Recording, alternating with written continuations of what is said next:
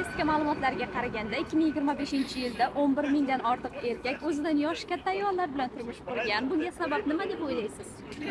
To'g'risi bilmadim, lekin ma'qullayman bu fikrni. Nima uchun? Meni ham o'zimni qizcham o'zimdan kattada prosta. Endi qizlarni yo'qligidandir endi.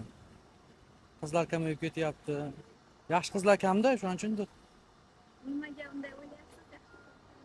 Endi ko'ryapsiz-ku, endi ko'chada qizlarni yurishini, turishini. Endi shu sabab bo'lishi mumkin endi. O'zi yigit va qiz uchun ideal turmush qurish yoshi necha yosh deb o'ylaysiz? 22-25 yosh bo'lsa kerak. Normal yoshda endi. Endi qanday hayotni ochiq shirin nimalarni ko'rgan bo'ladi. Shu endi, bilmasam. Normal holat. O'zida endi ko'pchilik nima deydi? Bir g'alati qaraydi-da. Nima deydi? Har bir erkakdagi bor hissiyot u. Yosh, men o'ylayman endi u Soyuz davridan qolgan stereotip o'ziga yarasha. Все-таки endi hozir 21-asr, hamma erkin fikrlaydi va shu o'zi dunyoviy tomonlarni, diniy tomonlarni bilmadim, endi uni minus tomoni yo'q.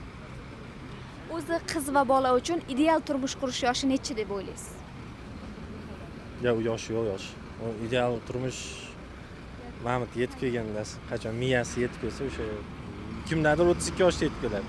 Kimdadir bilmayman 25 dadir. Lekin endi ja 20 yosh, 18 yoshda ham hozircha trend bo'ldi, endi unisiga yaxshi emas lekin.